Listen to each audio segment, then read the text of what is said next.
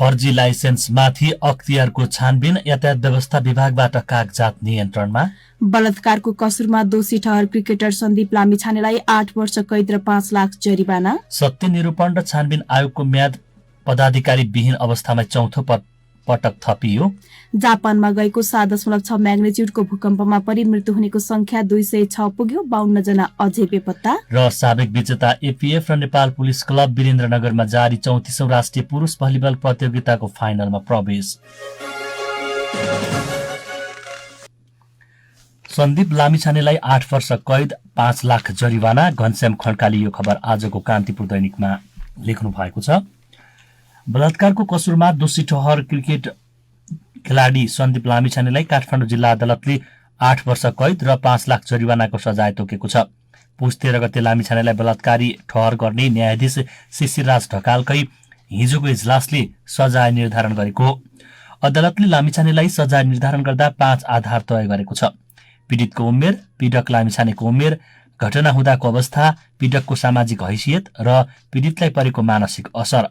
प्रतिवादी सन्दीप लामिछानेलाई मुलुकी अपराध संहिता 2074 को दफा 219 3 बमोजिम 8 वर्ष कैद र दफा 219 3 क ग बमोजिम 3 लाख रुपियाँ जरिवाना हुने तथा पीडितलाई पुग्न गएको मानसिक असर समेतलाई विचार गरी 5 कारण खुलाए लगत्तै अदालतले जारी गरेको संक्षिप्त फैसलामा भनिएको छ। दफा 228 बमोजिम प्रतिवादीलाई भएको जरिवाना 3 लाख र 2 लाख रकम क्षतिपूर्ति बापत प्रतिवादी लामिछानेबाट पीडित गौशाला 26 लाई भराइदिने ठहर छ। फैसलाको पूर्ण पाठमा यी 5 आधार र कारणका बारेमा विस्तृत व्याख्या हुनेछ। अदालतले लिएका 5 आधार नै उच्च अदालतमा पुनरावेदनका लागि दुवै पक्षलाई आधार हुनेछ।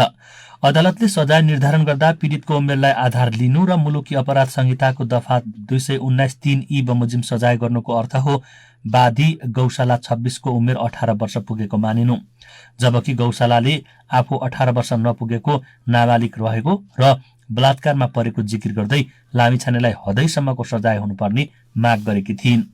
वादी पक्षको दाबी अनुसार उनको उमेर 17 वर्षको देखिन आउँछ, जसलाई अदालतले सदर गरेको भए लामिछानेलाई कम्तीमा 10 र बढीमा 12 वर्षको सजाय हुने थियो। त्यो अवस्थाबाट पार भई लामिछानेले बालिगलाई करणी गर्दा हुने सजाय पाएका हुन्। अदालतले पीडितलाई बालिग मानिसकेपछि लिएको अर्को आधार हो लामिछानेको उमेर। उनी पक्षका अधिवक्ताहरूले दुवै जवान युवा युवती मध्यरातमा होटलमा एउटै कोठामा बसेपछि सहमतिमा सम्बन्ध भएकाले त्यसलाई बलात्कार भन्न नमिल्ने जिकिर गर्दै आएका थिए। पीडितको उमेरको प्रश्न उठेका बेला अदालतले पीडकको उमेर, घटना हुँदाको अवस्था र प्रतिवादीको सामाजिक हैसियतलाई आधार दिएको छ। अपराध संहिताको करणी सम्बन्धी कसुरको दफा 219 को उपदफा 2 मा जबरजस्ती करणीको परिभाषामा भनिएको छ, कसैले कुनै महिलालाई निजको मन्जुरी नलिई करणी गरेमा वा मन्जुरी लिएर भए पनि 18 वर्ष भन्दा कम उमेरको कुनै बालिकालाई करणी गरेमा निजले त्यस्तो महिला वा बालिकालाई जबरजस्ती करणी गरेको मानिनेछ। त्यसैको स्पष्टीकरणको कमा करकाप, अनुचित प्रभाव, डर त्रास, झुक्क्यानमा पारी वा अपहरण गरी वा शरीर बन्धक लिएको मन्जुरीलाई मन्जुरी मानिने छैन भनिएको छ भने खमा होस ठेगानमा नरहेको अवस्थामा लिएको मन्जुरीलाई मन्जुरी मानिने छैन लेखिएको छ। अदालतले सजाय निर्धारण गर्दा घटना हुँदाको अवस्था, प्रतिवादी लामिछानेको उमेर र प्रतिवादीको सामाजिक हैसियतलाई आधार लिनुको अर्थ महत्त्वपूर्ण छ, किनभने पूर्ण पाठमा लामिछाने र गौशाला बीचको सम्बन्धलाई बलात्कारको परिभाषा र यसको स्पष्टीकरणमा लेखिएका प्रावधानको व्याख्याले धेरै हदसम्म परिभाषित गर्नेछ। मन्जुरी नलिकन करणी गर्नुको अर्थ शारीरिक बल प्रयोग गर्नुदेखि स्पष्टीकरण खण्डमा भनिएको अनुचित प्रभावमा पारेर मन्जुरी लिएको सम्म व्याख्या गर्न सकिने कानूनी व्यवस्था छ। अन्तिम आधार प्रतिवादीको सामाजिक हैसियतलाई लिनुले अदालतले लामिछाने र गौशालाको सम्बन्ध पीडकको प्रतिष्ठाका प्रभावमा भएको व्याख्या गर्न सक्ने अवस्था छ। यसो भयो भने सहमतिमै करणी भएको भन्ने लामिछानेका अधिवक्ताको जिकिरलाई केही बल पुग्नेछ, किनभने लामो ढिलासुस्तीपछि अदालतले सुनाएको आदेश र पछि निर्धारण गरेको सजायमा पीडितले दाबी गरे भन्दा कमजोर धरातलमा लामिछानेलाई दण्डित गरिएको छ। यस अघि फैसलामै पीडितको कमजोर आर्थिक अवस्थाको फाइदा उठाउँदै लामिछानेले उनीमाथि करणीको कसुर गरेको लेखिएको थियो। 18 वर्ष उमेर पुगेको परिवर्तित नाम गौशाला 26 को नाजुक अवस्था समेतको फाइदा उठाई करणी भएको देखिँदा सहमतिको करणी भन्ने नदेखिएकाले जिल्ला अदालतले यसअघि सुनाएको फैसलामा छ प्रतिवादी लामिछानेले मुलुकी अपराध संहिता 2074 को दफा 219 1, 2 र 3 बमोजिम कसूर गरेको ठहर छ। जिल्ला अदालतका श्रेष्ठदार रामु शर्माका अनुसार अदालतले जेल सजाय सुनाए पनि लामिछाने तत्काल थुनामा जाने अवस्था विद्यमान छैन। 2 दशक अघि बाराको निजगढ स्थित जंगलमा तपस्वी बन्दा रामबहादुर बमजनसँग शरीरमा बेरिएको सेतो रङको मैलो धोती बाहेक केही थिएन। तर अहिले उनीसँग काठमाडौँमा सुविधा सम्पन्न निजी घर छ, आउजाउका लागि विलासी गाडी छ, मोटरसाइकल छन्, घरभित्रै जिम खाना छ, मेडिटेसन गर्ने छुट्टै हल छ, घर कम्पाउन्डमा सीसी क्यामेरा जडान छन्। अत्याधुनिक आइपड मात्र होइन, चाहेको बेला संसारसँग जोडिन सक्ने अत्याधुनिक मोबाइल डिभाइस छन्। सांसारिक मोहबाट मुक्त उनीसँग श्रीमती 9 वर्षका छोरा र 2 वर्षकी छोरी छन्।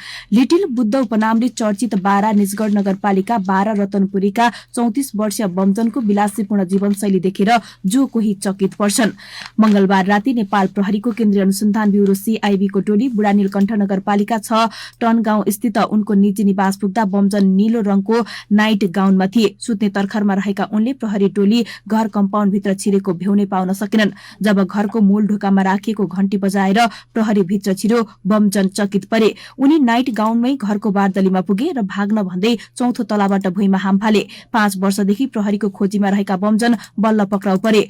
बमजन काठमाडौँमा रहेको सूचना थियो। हामीले गोप्य रूपमा उनलाई पछ्याइरहेका थियौं। मंगलबार उनी घरमै रहेको पक्का भएपछि हाम्रो टोली पुग्यो। हामी पुग्दा छतबाट हाम फालेर भाग्न खोजे। यही क्रममा उनी पक्राउ परे। सीआईबी प्रमुख एआईजी किरण बज्राचार्यले भन्नुभयो।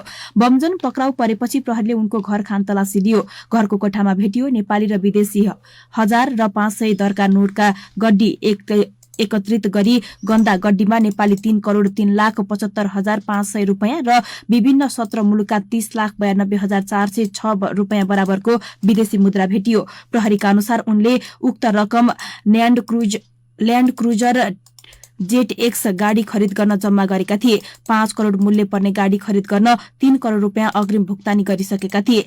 ललितपुर महानगरपालिका 22 बुङमतीका 45 वर्षीय बौद्ध श्रवण धर्म संघका अध्यक्ष पनित महर्जनको नाममा खरिद गर्न लागेको गाडी धुम्बारा स्थित युनाइटेड ट्रेडर्स सिन्डिकेटको शोरूमको हो। उनको घर खानतलासी गर्दा नेपाली रुपैयाँ 3 करोड़ 3,75,005 रुपैयाँ र विभिन्न 17 मुलुकका 30,92,406 रुपैयाँ बराबरको विदेशी मुद्रा भेटियो। त्यसबाहेक motorcycle, pen drive, voice recorder, laptop, mobile, iPad लगायत सामग्री बरामद भएका छन्। यो सँगै उनले थप नयाँ गाडी पनि खरिद गर्ने योजना रहेको देखिन्छ। सीआईबीका एसएसपी दिनेश आचार्यले भन्नुभयो। यसैबीच कक्षा 5 मा पढेका बमजनसँग सम्मोहन गर्न सक्ने विलक्षण क्षमता छ। पक्राउपछि प्रहरीले उनीसँग सोधपुछ गरेको थियो। प्रहरीले यस क्रममा आश्रममा भएको बलात्कार, अनुयायी बेपत्ता जस्ता गम्भीर अपराधबारे केरकार गरेको थियो। उनले बयानमा घटनाको सहजै इन्कार गरेका थिए। कसैलाई बलात्कार गरेको छैन, यौन दुराचार गरेको आरोप सरासर गलत हो। मेरो आश्रममा कोही बेपत्ता भएका छैनन्। यहाँले बेपत्ता भएका जसको नाम लिनुभयो उनीहरूको जिम्मा म कसरी लिन सक्छु? संसारमा दैनिक हजारौं मान्छे बेपत्ता भएका होलान्, ती सबैको जिम्मा म लिन सक्छु? उनको प्रति प्रश्न थियो।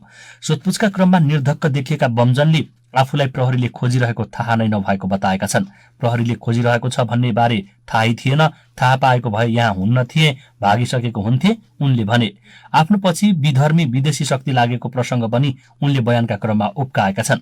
विदेशी शक्ति आफूलाई बदनाम गराउन लागि परेको उनको दाबी थियो। म तपस्वी हुँ, मेरा पछि विधर्मी विदेशी शक्ति लागि परेका छन्। उनीहरू मलाई बदनाम गराउन चाहन्छन्। म माथि लागेका विभिन्न आरोप यसैका उदाहरण हुन् उनले भने। आफूलाई पक्राउ गरेको सम्बन्धमा भनी उनले प्रहरीलाई धन्यवाद दिए। पक्राउपछि आफ्नो कुरा राख्न पाएको भन्दै उनले खुशी व्यक्त गरेका थिए। यस्तै बमजन निजगढ स्थित सिन्धुली र सिन्धुपाल्चोकको जंगलमा पनि आश्रम बनाई बस्दै आएका थिए। सिन्धुपाल्चोकमा उनको आश्रम बाँडे गाउँको जंगलमा थियो। आश्रममा नुवाकोट भेपाङ गाउँपालिका 3 की 29 वर्षीय चुन्मो भनिने चिनीमाया तामाङ, मकवानपुर हेटौडा उपमहानगरपालिका 16 हिटैयाकी 30 वर्षीय डोल्मा भनिने फुलमाया रुम्बा, हेटौडा 13 का 1 सञ्चाला वाइवा कार्यरत थिए, जसमध्ये तामाङ 2069 देखि रुम्बा र वाइवा 2071 देखि बेपत्ता छन्। त्यस्तै बारा निजगढ नगरपालिका 12 स्थित आश्रमबाट सिमरा उपमहानगरपालिका 15 का 34 वर्षीय सुरेश भनिने कुमार आले, 2072 देखि सम्पर्कविहीन छन्। उनीहरूको परिवारमा सदस्यले बेपत्ता परेको भन्दै बमजन विरुद्ध प्रहरीमा उजुरी दिएका छन्। बमजनको विभिन्न ठाउँमा आश्रम थिए। आश्रममा कार्यरत 4 अनुयायी बेपत्ता पारिएको भन्दै उनी विरुद्ध उजुरी परेको छ। यी घटनामा पनि अब अनुसन्धान हुन्छ, एसएसपी आचार्यले भन्नुभयो। यस्तै तपस्वी बमजनको बाराको हलखोरियामा आश्रम थियो। आश्रममा आनी महिला अनुयायी कार्यरत थिइन्। तिनै आनीमाथि बाल यौन शोषण गरेको आरोप उनीमाथि लाग्यो। आनीले जिल्ला प्रहरी कार्यालय सर्लाहीमा उजुरी दिइन्। उनीमाथि अनुसन्धान सुरु भयो तर उनी पक्राउ परेनन्। जिल्ला अदालत सर्लाहीले 23 माघ 2076 मा उनी विरुद्ध पक्राउ पूर्जी जारी गर्यो तर प्रहरीले धेरै पटक प्रयास गर्दा पनि सफलता पाउन सकेको थिएन। मंगलबार पक्राउ परेपछि उनलाई घटनामा थप अनुसन्धान गर्न जिल्ला अदालत सर्लाही लगिएको छ। जहाज मार्फत लगिएका उनी विरुद्धको बाँकी कारबाही अब सर्लाहीबाटै हुने बताइएको छ। विशेष अदालतले नेपाल प्रहरीका पूर्व प्रहरी नायब महानिरीक्षक डीआईजी महेश विक्रम शाहलाई भ्रष्टाचार मुद्दामा 3 वर्ष जेल सजाय तोकेको छ। विशेष अदालतका अध्यक्ष टेक नारायण कुँवर तथा सदस्यद्वय तेज नारायण सिंह राई र रितेन्द्र थापाको इजलासले हिजो उक्त सजाय निर्धारण गरेको हो। क्षेत्रीय प्रहरी तालिम कार्यालय प्रमुख रहेका बेला रकम हिनामिना गरेको प्रकरणमा तत्कालीन डीआईजी शाहसहित 2 जनालाई अदालतले दोषी ठहर गरेको थियो। अख्तियार दुरूपयोग अनुसन्धान आयोगले शाहलाई 16,69,000 रुपियाँ बिगो दावी गर्दै मुद्दा दायर गरेको थियो। अदालतले सोही रकम नै बिगो र 3 वर्ष कैद सजाय हुने फैसला सुनाएको छ। त्यस्तै अदालतले उक्त प्रकरणमा पूर्व प्रहरी नायब निरीक्षक दीपेन्द्र प्रसाद पनेरूलाई पनि 3 वर्ष कैद तथा 16,69,000 रुपियाँ जरिवाना गरेको छ भन्दै पूर्व डीआईजी शाहलाई 3 वर्ष जेल शीर्षकको समाचार अन्नपूर्ण पोस्टमा छापिएको छ। उता सिराहाको कल्याणपुर नगरपालिका 8 अरङका अनुचित लेनदेन मिटर ब्याज पीडित युवकमाथि कुटपिट दुर्व्यवहारसँगै खुकुरी उज्याउने विरुद्ध प्रहरीले अभद्र व्यवहार सम्बन्धी मुद्दा दर्ता गरेको छ। अरङ गाउँका 35 वर्षीय सञ्जय कुमार कामतीको जाहेरीका आधारमा खुकुरी प्रहारको प्रयास गर्ने स्थानीय 65 वर्षीय रामनारायण सिंह विरुद्ध बुधबार अभद्र व्यवहार सम्बन्धी मुद्दा दर्ता गरिएको इलाका प्रहरी कार्यालय निर्चयका प्रमुख प्रहरी नायब उपरीक्षक जितेन्द्र कुमार बस्नेतले जानकारी दिनुभयो। घटनाको भोलिपल्ट मंगलबार प्रहरीले पक्राउ गरे पनि जाहेरी नपुगेकाले हाजिरी जमानतमा छोडिएका सिंहलाई बुधबार पुनः पक्राउ गरी आज सिराहा जिल्ला अदालतबाट म्याद थप गरी अनुसन्धान प्रक्रिया अगाडि बढाइने उहाँले बताउनुभयो। घर व्यवहारका लागि कल्याणपुर 8 मझाउका साहुकर सुरेश पन्जियारसँग 2072 सालमा 3 लाख रुपियाँ लिएका कामतीसँग उनले 12,30,000 रुपियाँको 2वटा कपाली तमसुक बनाउनुका साथै सिराहा जिल्ला अदालतमा लेनदेन मुद्दा अन्तर्गत 2078 मा डाक लिलाम गराएर 11 कित्ताको 1 बिघा 1 कट्ठा खेत 1 कट्ठा 6 धुर घडेरी र टिनको छाना भएको 11 कोठाको 1 तले घर हत्याएका थिए। आफू ऋण तिर्न तयार हुँदाहुँदै साहुकारले षड्यन्त्रपूर्वक आफ्नो जाय जेठा हडपेको भन्दै पीडित कामतीले करिब 1 वर्ष अघि जिल्ला प्रशासन कार्यालय सिराहामा मिटर ब्याजी विरुद्ध उजुरी दिएपछि साहुकर पन्जियारले सुटुक्क 10 कट्ठा खेत 16 धुर घडेरी सहितको घर सिंहलाई बिक्री गरेको उनको गुनासो छ। मिटर ब्याज विरुद्धको उजुरीको छानबिन चलिरहेका बेला षड्यन्त्रपूर्ण ढंगले आफ्नो घर घडेरी अर्कोलाई बेचेको थाहा पाएपछि 23 पुसमा सञ्जय र उनका भाइ राजकिशोर मिटर ब्याज विरुद्धको उजुरीको निर्क्यौल नभएसम्म आफ्नै घरमा बस्छौं भन्दै आफ्नो घर जान खोज्दा सिंह सहित उनका छोरा शैलेन्द्र र भतिज नितेशले कुटपिट गर्नुका साथै सिंहले यही ढालिदिन्छु भन्दै खुकुरी उज्याएका थिए। त्यतिबेला सिंहका भतिज नितेशले कम्मरमा कटुवा पेस्तोल देखाउँदै आफूमाथि कुटपिट गरेको पीडित सञ्जयको भनाइ रहेको छ। सिराहाको औरही गाउँपालिका 4 का 63 वर्षीय नथुनी पासवान जिल्ला प्रशासनमा 24 जेठमा साहुकार हरिनन्दन यादवसँग भएको मिटर ब्याज सम्बन्धी सहमति अनुसार 10 कट्ठा 6 धुर जग्गा फिर्ता पाउनेमा ढुक्क हुनुहुन्थ्यो। तर सहमतिको महिना दिन नबित्दै साहुकार यादवले 21 असारमा जिल्ला अदालतबाट निषेधाज्ञा ल्याएर जग्गा फिर्ता गर्न मानेका छैनन्। पासवानले गत वैशाखमा जिल्ला प्रशासन कार्यालयमा साहुकार यादव विरुद्ध मिटर ब्याज सम्बन्धी उजुरी दिएका थिए। उजुरीको छानबिनपछि साहुकार सहितको उपस्थितिमा प्रशासनमा 24 जेठमा सहमति भएको थियो तर अदालतबाट निषेधाज्ञा ल्याएर सहमति कार्यान्वयन चलिरहेका छन्। सहमति अनुसार 2,12,000 साहुलाई फिर्ता गरेपछि 4 कित्ताको 10 कट्ठा 5 धुर जग्गा फिर्ता हुनुपर्थ्यो, पासवानले भन्नुभयो। तर साहुले अदालतबाट डाक लिलाम गराउने प्रयास गरिरहेका छन्। पीडित पासवानका अनुसार 19 भदौ 2068 मा छोरा जीव छलाई रोजगारीका लागि दुबई पठाउन यादवसँग 1 लाख रुपियाँ लिएका थिए। त्यसको 4 वर्षपछि 2072 साल भदौ 22 मा सावा र ब्याज गरी 3,53,958 रुपियाँ तिर्नुपर्ने हिसाब साहुले सुनाएपछि पटक पटक गरी 2,55,000 बुझाएको उहाँले बताउनुभयो। साहुले 1 लाख ऋण दिने बेलामै 3 दोब्बरको कपाली तमसुक बनाउनुका साथै पासवानको नाममा रहेको इटाटारको कित्ता नम्बर 7, 27, 80 र 148 को 10 कट्ठा 6 धुर जग्गा आफ्नो नाममा लिएका थिए। साहुले म विरुद्ध तमसुक लगाएर सिराहा जिल्ला अदालतमा 2076 सालमै लेनदेन सम्बन्धी मुद्दा चलाएका थिए। उहाँले भन्नुभयो, मिटर ब्याज विरुद्धको उजुरी दिएपछि भएको सहमति बमोजिम मुद्दा फिर्ता लिने सहमति पनि थियो, तर उल्टे अदालतबाट निषेधाज्ञा ल्याएर जग्गा डाक लिलाम गराउने प्रयास गरिरहेका छन्। परिवारमा श्रीमती, 2 छोरा, बुहारी, नाति नातिनी गरी 11 जनाको हातमुख जोड्ने आधारको रूपमा रहेको जग्गा नै साहुले सहमति उल्लङ्घन गरी बेइमानी गरेको उहाँको गुनासो छ। सहमति बमोजिमको रकम फिर्ता गर्न तयार छु, तर साहुले गरिरहेको षड्यन्त्रको बारेमा प्रशासनले सुनवाई गरिरहेको छैन भन्दै यो खबर आज नयाँ पत्रिकामा छापिएको छ। बाँकी खबर पशुपतिको मुख्य क्षेत्र नै भाडामा शीर्षकको समाचार भुवन शर्माले नागरिकमा लेख्नु भएको छ। पशुपति क्षेत्रको बागमती पारी हुने गंगा आरतीको प्रत्यक्ष प्रसारण गर्न दिने नाममा पशुपति क्षेत्र विकास कोषले बुढासुब्बा डिजिटल प्रणालीलाई पशुपति क्षेत्रको मुख्य क्षेत्र कोर एरिया नै भाडामा दिएको पाइएको छ। विकास कोषले 2080 साल भदौ 11 गते बुढासुब्बा प्रणालीसँग गरिएको सम्झौतामा बुढासुब्बालाई पशुपति मन्दिरको मुख्य क्षेत्र रुद्रगाडेश्वर क्षेत्रमा दीप प्रज्वलन गर्न सामग्री उपलब्ध गराउने तथा विकास कोषको लोगो समेत प्रयोग गर्न पाउने अधिकार दिएको छ। यो सम्झौता अनुसार बुढासुब्बाले अब दीप प्रज्वलनका लागि सामान उपलब्ध गराउने नाममा मुख्य क्षेत्रमै आरती नजिकै पसल राख्न पाउनेछ। 2080 साल भदौ 11 गते पशुपति क्षेत्र विकास कोषका निमित्त उपनिर्देशक रेवती रमण अधिकारी र बुढासुब्बाका कार्यकारी प्रमुख नवराज गिरीले हस्ताक्षर गरी 24 बुँदामा सम्झौता गरेको खुलासा भएको छ। उक्त सम्झौतालाई दुवै पक्षले गोप्य राखेका छन्। सम्झौता अनुसार बुढासुब्बाले विकास कोषलाई प्रत्येक महिना 1,60,000 रुपियाँ बुझाउनु पर्ने र प्रत्येक वर्ष 10% भाडा बढ्ने सहमति गरिएको छ। सम्झौता अनुसार प्रत्येक महिना 1,60,000 रुपियाँ कोषलाई बुझाएर बुढासुब्बाले करोडौंको व्यापार गर्न खोजेको देखिन्छ। विकास कोष र बुढासुब्बा बीच भएको सम्झौतामा विकास कोषले बुढासुब्बालाई आरतीको भिडियो खिच्ने अधिकार मात्र दिएको छैन, यसबाहेक थुप्रै सुविधा दिएको छ। सम्झौता पत्रमा विकास कोषलाई प्रथम पक्ष र बुढासुब्बालाई दोस्रो पक्ष भनिएको छ, जस अनुसार पहिलो पक्षले दोस्रो पक्षलाई पशुपति मन्दिरको रुद्रगाडेश्वर क्षेत्रमा दीप प्रज्वलनको कार्य गर्न सामग्री उपलब्ध गराउने भनिएको छ। यसबाट विकास कोषले बुढासुब्बालाई दीप प्रज्वलनका लागि सामग्री उपलब्ध गराउने नाममा कोर एरियाको केही ठाउँ नै उपलब्ध गराउनेछ, जुन ठाउँमा बुढासुब्बाले व्यापार गर्ने निश्चित छ। यसमा बुढासुब्बाको व्यावसायिक स्वार्थ देखिन्छ। सहमतिको 17 नम्बर बुँदामा बुढासुब्बाले युट्युब वा सामाजिक सञ्जालमा प्रचार प्रसार गर्नुपर्दा प्रथम पक्ष अर्थात पशुपति क्षेत्र विकास कोषको आधिकारिक लोगो प्रयोग गर्न पाउनेछ भनी सहमति गरिएको छ। उक्त सम्झौता अनुसार केही दिन अघि बुढासुब्बाले निकालेको सूचनामा विकास कोषको लोगो प्रयोग गरिएको थियो।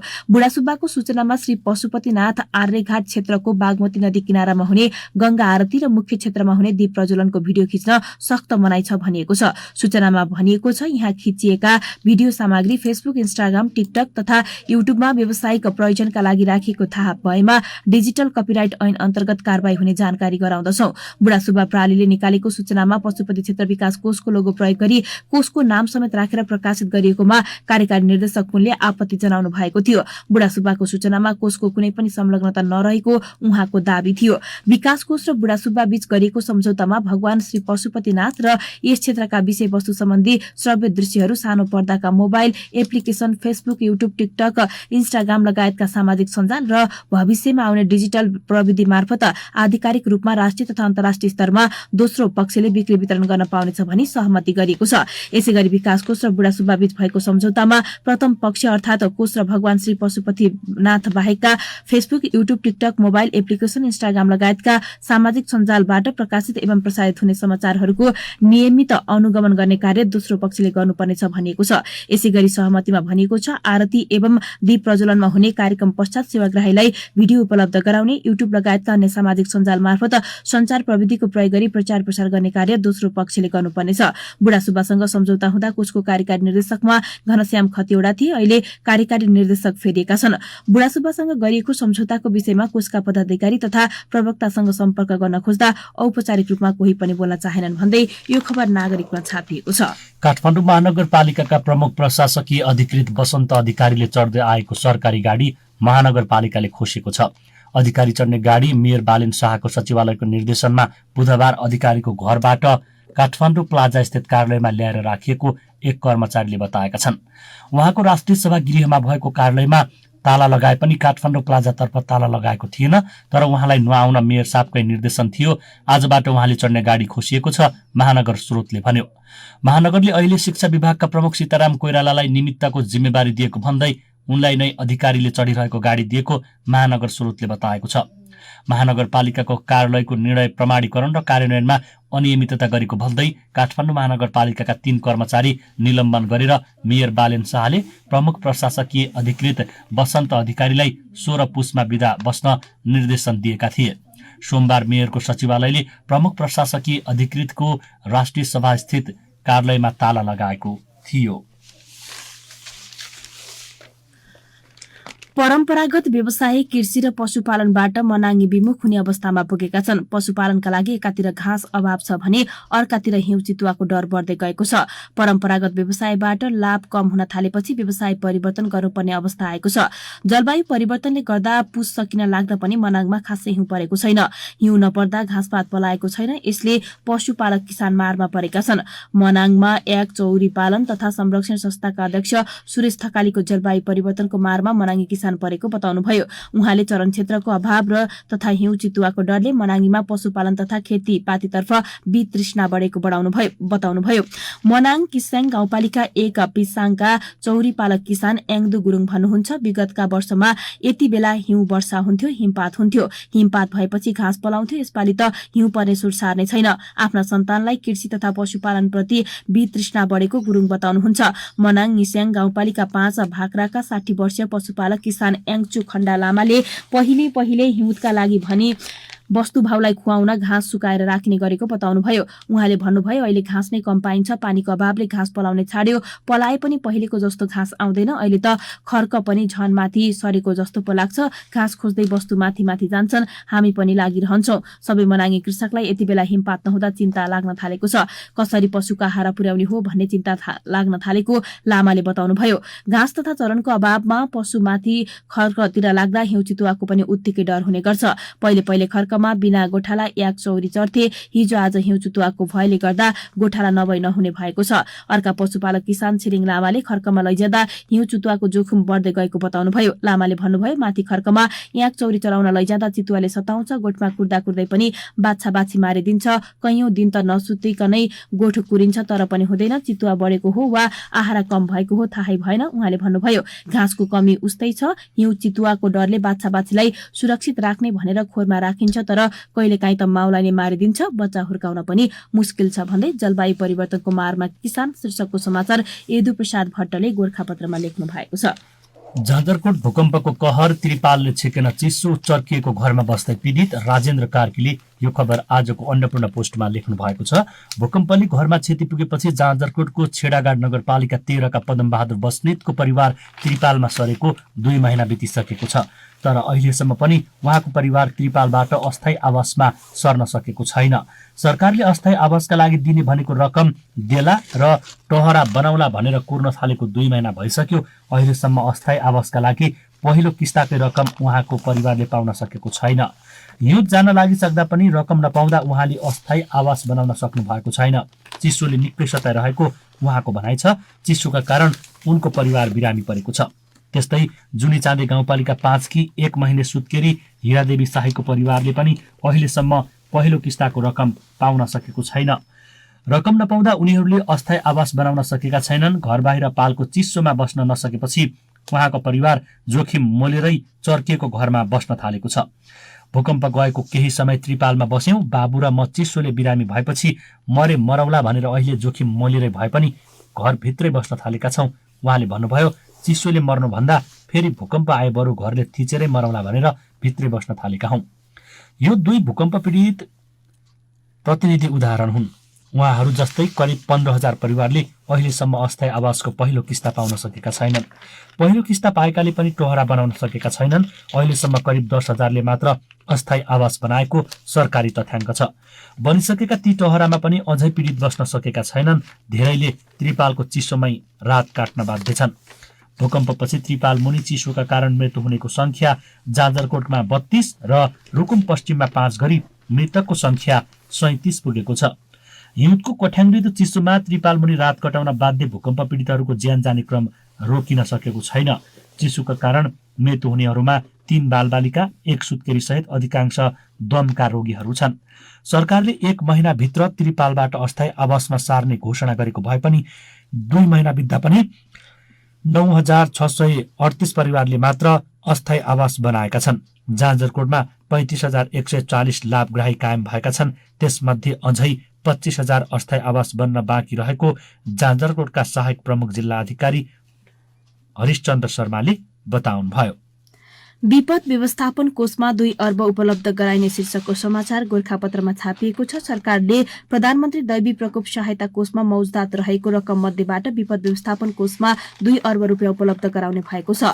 मंगलबारको मन्त्री परिषद बैठकको निर्णय सार्वजनिक गर्दै संचार तथा सूचना प्रविधि मन्त्री रेखा शर्माले विपद कोषमा जम्मा गरेको रकम भूकम्प प्रभावित क्षेत्रको पुनर्निर्माणमा खर्च गरिने पनि बताउनुभयो। त्यस्तै राष्ट्रिय विकास परिषदमा सरकारबाट मनोनयन हुने विभिन्न जिल्ला समन्वय समिति, स्थानीय तह, विभिन्न निकायका पदाधिकारी व्यक्ति मध्येबाट 25 जना सदस्य मनोनयन गर्ने निर्णय भएको पनि उहाँले बताउनुभयो। यस्तै बैठकले भारतको गुजरातमा हुने 10औं क्वारेन्टाइन गुजरात ग्लोबल समिट 2024 मा भाग लिन अर्थमन्त्री प्रकाश शरण महतलाई पुस 24 देखि 27 सम्म जान दिने स्वीकृति दिने 2080 साल पुस 25 गते हुन लागेको virtual meeting of CCSI trade minister बैठकमा उद्योग वाणिज्य तथा आपूर्ति मन्त्री रमेश रिजालको नेतृत्वमा प्रतिनिधि मण्डलले नेपालका तर्फबाट सहभागिता जनाउन स्वीकृति दिने र पुस 27 देखि 28 सम्म काठमाडौँमा हुने नेपाल भारत वाणिज्य महासचिव स्तरीय अन्तर सरकारी उपसमितिको बैठकका लागि सहसचिवको नेतृत्वमा वार्ता टोली र कार्यसूची सहित एजेन्डा स्वीकृति दिने निर्णय गरेको छ।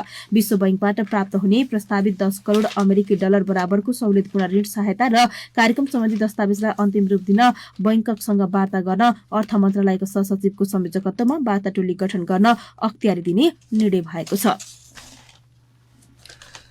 सरकारबाट लिखित निर्देशन आएपछि मात्रै नेपाल विद्युत प्राधिकरणले 23 उद्योगमा काटिएको बिजुलीको लाइन जोड्ने भएको छ। डेडिकेटेड फिडर र ट्रङ्क लाइन महसुल विवादबारे छानबिन गर्न मंगलबारको मन्त्री परिषदले समिति गठन गर्ने र लाइन काटिएका उद्योगमा विद्युत आपूर्ति गर्न निर्देशन दिने निर्णय गरेको थियो। त्यस लगत्तै उद्योगहरूमा लाइन जोडिने अपेक्षा गरे पनि बुधबार रातिसम्म 23 वटा उद्योगमा विद्युत कटौती कायमै छ। डेडिकेटेड फिडर र ट्रङ्क लाइनको प्रिमियम महसुल नतिरेपछि प्राधिकरणले 6 पुसबाट उद्योगको लाइन काट्न सुरु गरेको हो। हालसम्म 24 उद्योगको लाइन काटिएकोमा पैसा तिर्न थालेपछि हिमाल स्टिलमा लाइन भने जोडिएको छ। प्राधिकरणका उपकार्यकारी निर्देशक मनोज सिलवालले लाइन जोड्ने बारे कुनै काम नभएको बताउनुभयो। मन्त्री परिषदले लाइन जोड्न निर्देशन दिने निर्णय गरेको अनौपचारिक जानकारी आएको छ, तर हामीलाई लिखित पत्र प्राप्त भएको छैन। उहाँले भन्नुभयो, हामीले मन्त्री परिषद निर्णय नमान्ने भन्ने कुरा हुँदैन, तर पत्र नआएसम्म उद्योगमा लाइन जोड्दैनौं। यस अघिका प्राधिकरणका कार्यकारी निर्देशक कुलमान घिसिङले पनि माथिल्लो निकायबाट लिखित जवाफ नआएसम्म आफ्नो निर्णय परिवर्तन नहुने बताउँदै आउनु भएको थियो। लेखा समिति, अख्तियार अदालत लगायतका निकायले पैसा उठाउनु भनेका छन्, तर उद्योगहरू बक्यौता तिर्दैनन्। त्यसैले हामीले बक्यौता नतिर्ने उद्योगको लाइन काटेको हो। पुस 12 गते आयोजित पत्रकार सम्मेलनमा उहाँले भन्नुभएको थियो, यो पैसा तिर्नु पर्दैन भनेर माथिल्लो निकायले भन्नु पर्यो, कुनै उचित निकास दिने निर्णय गरिदिनु पर्यो, साथै त्यसको लिखित पत्र पनि आउनु पर्यो, त्यसपछि हामी थप निर्णय लिन सक्छौं। उहाँले त्यसबेला दिएको अभिव्यक्ति अनुसार नै अहिले प्राधिकरणले मन्त्री परिषदको लिखित पत्र पर्खिरहेको छ। मन्त्री परिषदले सिधै प्राधिकरणलाई निर्देशन दिन मिल्दैन। मन्त्री परिषदले मंगलबारको निर्णय अनुसार ऊर्जा मन्त्रालयमा पत्र पठाउनेछ। त्यसपछि सोही पत्रका आधारमा मन्त्रालयले प्राधिकरणलाई लाइन जोड्न निर्देशन दिने बताइएको छ। सत्य निरूपण तथा मेलमिलाप आयोग र बेपत्ता पारेका व्यक्तिको छानबिन आयोगको म्याद पदाधिकारी विहीन अवस्थामै चौथो पटक थप गरिएको छ। यी दुवै आयोग 18 महिनादेखि पदाधिकारी विहीन छन्, तर सरकारले संक्रमणकालीन न्याय सम्बन्धीका काम टुङ्गो लगाउन गठन भएका यी न्यायिक आयोगको म्याद बाधा अड्काउ फुकाउ आदेश मार्फत पटक पटक थप्दै आएको छ।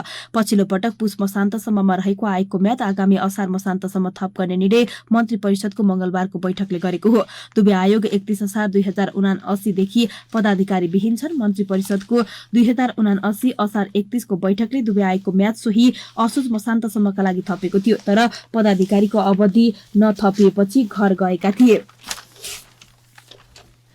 सरकारले त्यसपछि बाधा अड्काउ फुकाउ मार्फत 2079 साल असोज 28 को निर्णयबाट 2080 साल असार मसान्तसम्म थप गर्यो। 19 असारको मन्त्री परिषद बैठकले फेरि बाधा अड्काउ फुकाउ मार्फत दुवै आयोगको म्याद पुस मसान्तसम्मका लागि थपेको थियो। म्याद सकिन 6 दिन अघि 24 पुसको मन्त्री परिषदले आयोगको म्याद असार मसान्त 2081 सालसम्म लम्ब्याएको हो। संक्रमणकालीन न्यायका विषय 2 वर्षभित्र टुङ्ग्याउने गरी 9 वर्ष अघि गठन भएका सत्य निरूपण तथा मेलमिलाप आयोग र बेपत्ता पारेका व्यक्तिको छानबिन आयोग पछिल्लो 18 महिनादेखि सचिवको भरमा चलिरहेका छन्। अहिले दुवै आयोग पदाधिकारी विहीन हुँदा अनुसन्धान चलिरहेका छन्। सरकारलाई सिफारिस परिपूरण र राहतको काम रोकिएको छ। द्वन्द्वकालीन मानव अधिकार उल्लङ्घनका घटनाको अनुसन्धान, पीडितलाई क्षतिपूर्ति र पीडकलाई कारबाहीका लागि आयोग गठन भएका हुन्, तर कार्यदेश अनुसारको कार्य सम्पादन गर्न सकिरहेका छैनन्।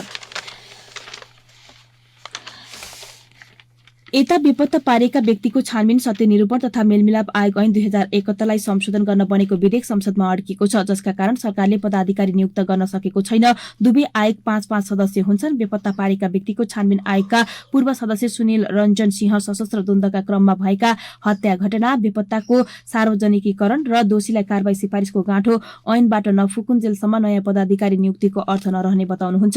द्वन्द्वकालीन मानवाधिकार उल्लङ्घनका घटनाको अनुसन्धान, पीडितलाई क्षतिपूर्ति र पीडकलाई कारबाहीका सन्दर्भमा सर्वोच्च अदालतबाट जारी भएका आदेश ऐनमा समावेश गरिनुपर्नेछ उहाँले भन्नुभयो। कानून मन्त्रालयका सहप्रवक्ता लोखरी बस्यालले पनि ऐन संशोधनपछि पदाधिकारी नियुक्ति गर्ने तयारी भएको बताउनुभयो भन्दै यो खबर आज एम बमले नयाँ पत्रिकामा लेख्नु भएको छ।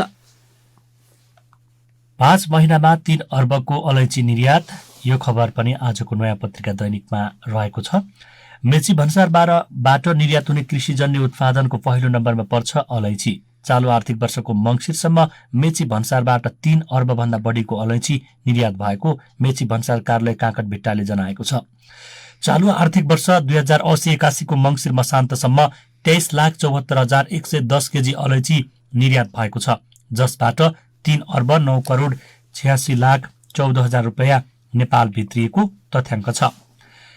यस्तै 8 वर्ष अघि प्रतिमन 1,20,000 सम्म बिक्री भएको अलैँचीको मूल्य ओह्रालो लाग्दै प्रतिमन 20,000 सम्म झरेको थियो, तर गत वर्षबाट फेरि मूल्य पाउन थालेपछि यस वर्ष प्रतिमन 80,000 सम्म किनबेच भएको छ। अहिले अलैँची प्रतिमन 78,000 मा कारोबार भएको अलैँची व्यवसायी महासंघका महासचिव नारायण प्रसाद चिमरियाले जानकारी दिनुभयो। उता ताप्लेजुङका अधिकांश किसानको मुख्य आम्दानीको स्रोत नै अलैँची हो। यही वर्षदेखि ओह्रालो लागेको अलैँचीको भाउ बढेपछि स्थानीय किसान खुसी भएका छन्। अलैँचीको भाउ यति धेरै आउँछ भन्ने लागेको थिएन। फुङलिङ नगरपालिका 6 का भीम गुरुङले भन्नुभयो, कालो सुन भन्थे, साँच्चै सुन जस्तै बहुमूल्य हुने भयो। 5 वर्ष अघिदेखि ओह्रालो लागेको अलैँचीको मूल्य अहिले आएर उच्च भएको छ। गत वर्षभन्दा झन्डै 3 गुणा बढी भाउ बढेको व्यवसायी याम राईले बताउनुभयो। गत वर्ष प्रतिमन 25,000 थियो, अहिले 75,000 सम्म बिक्री भइरहेको छ। उहाँले भन्नुभयो, रोगले मासिँदै गएको अलैँचीलाई आधुनिक खेती प्रणाली अपनाएर किसानले पुरानै अवस्थामा पुर्याउने प्रयास गरिरहेका छन्।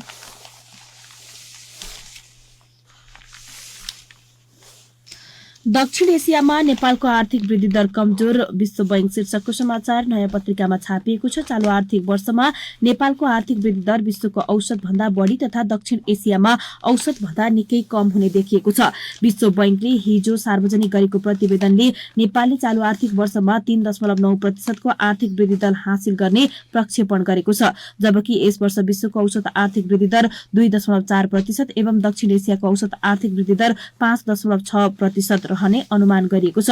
विश्व बैंकका अनुमान विगतमा या आयातमा गरेको नियन्त्रण र कसिलो मौद्रिक नीतिको प्रभाव अहिले पनि देखिएको छ। यद्यपि यसमा गरिएको सुधारले आर्थिक वृद्धि दरमा समेत केही सुधार देखिएको हो। विश्व बैंकले गत आर्थिक वर्षमा नेपालले 1.9% को वृद्धि दर हासिल गरेको अनुमान गरेको छ। आगामी वर्ष भने नेपालमा 5% को आर्थिक वृद्धि दर हुने विश्व बैंकको प्रक्षेपण छ। मूल्य वृद्धि तथा कर्जा प्रवाह नियन्त्रणका लागि लिएको कसिलो मौद्रिक नीति तथा लगानी एवं व्यापारमा देखिएको शिथिलताले यस वर्ष पनि विश्वको आर्थिक वृद्धि दर खुम्चने विश्व बैंकको विश्लेषण छ। दूध बिक्री गरे बापत पाउनुपर्ने भुक्तानी 28 पुससम्म नपाए आन्दोलन गर्ने चितवनका किसानहरूले घोषणा गरेका छन्। चितवन जिल्ला दुग्ध उत्पादक सहकारी संघले 5 बुँदे माग राख्दै आन्दोलनको घोषणा गरेका हुन्। किसानहरूले दूध बिक्रीको बक्यौता नपाएको, दूधको बजारीकरण सहज नभएको, किसानले पाउनुपर्ने सहुलियत ऋण नपाएको, बागमती प्रदेश सरकारबाट दिँदै आएको दूध उत्पादनमा आधारित अनुदान चितवनका सबै किसानले नपाएको र पशु बिमाको समस्या सहजीकरण माग गर्दै संघले आन्दोलनको घोषणा गरेको हो। चितवन जिल्ला दुग्ध उत्पादक सहकारी संघका अध्यक्ष किशोर बगालीका अनुसार चितवनका 40,000 भन्दा बढी पशुपालक किसानले करिब 22 करोड भुक्तानी पाएका छैनन्। उहाँले भन्नुभयो, चितवनमा उत्पादन हुने 3.5 लाख लिटर दूध मध्ये 1.5 लाख जिल्ला बाहिरी खपत हुँदै आएको छ। पैसा माग्दा दूध खरिद गर्ने उद्योगहरूले दूध किन्न मान्दैनन्। उधारोमा कहिलेसम्म दूध बिक्री गर्ने? चितवनका केही दूध सहकारीहरूले साउनदेखिकै भुक्तानी पाएका छैनन्। किसानले स्थानीय सहकारीमा दूध बिक्री गर्ने गर्छन्। सहकारीले विभिन्न उद्योगलाई दूध बिक्री गर्छ। यसअघि उद्योगले प्रत्येक 15 दिनमा किसानको रकम भुक्तानी दिन सहकारीलाई पैसा पठाउने र सहकारी मार्फत किसानले रकम पाउने गरेका थिए। तर उद्योगले पैसा नदिएपछि सहकारीहरूले किसानलाई पैसाको साटो घिउ, बटर दिन बाध्य भएको संघका सचिव कल्याण अधिकारीले बताउनुभयो।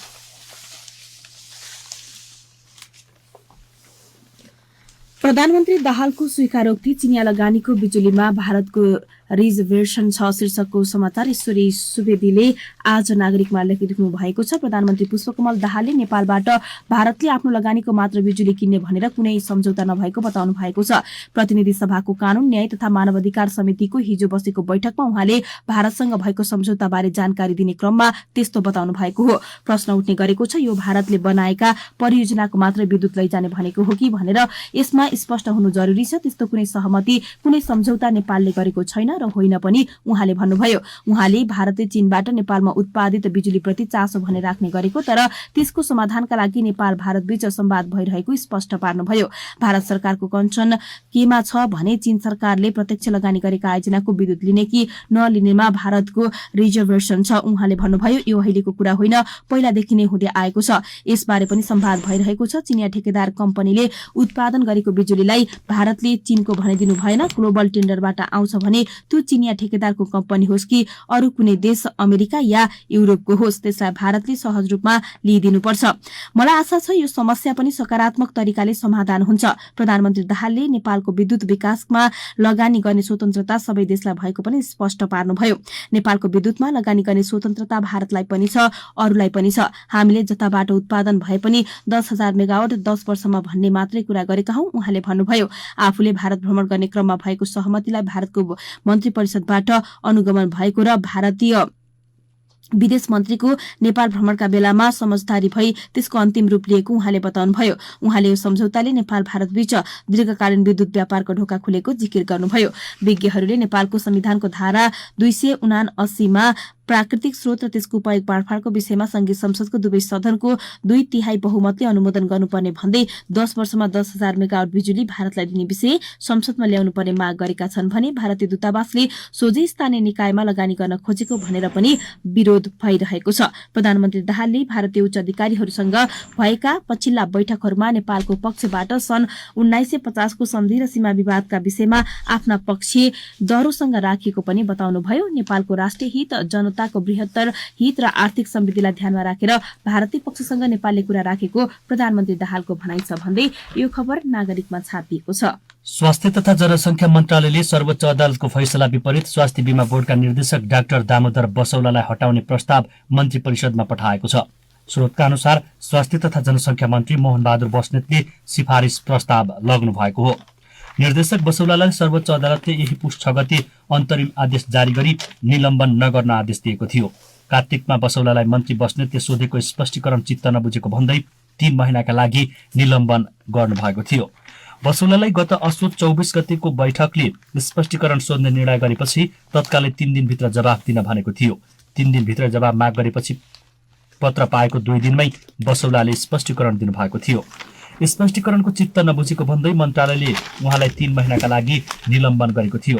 आफू लोकसेवा आयोग मार्फत निर्देशक पदमा नियुक्ति भएकाले कानून विपरीत निलम्बन गरिएको भन्दै बसौलाले सर्वोच्च अदालतमा मुद्दा दायर गर्नुभएको थियो।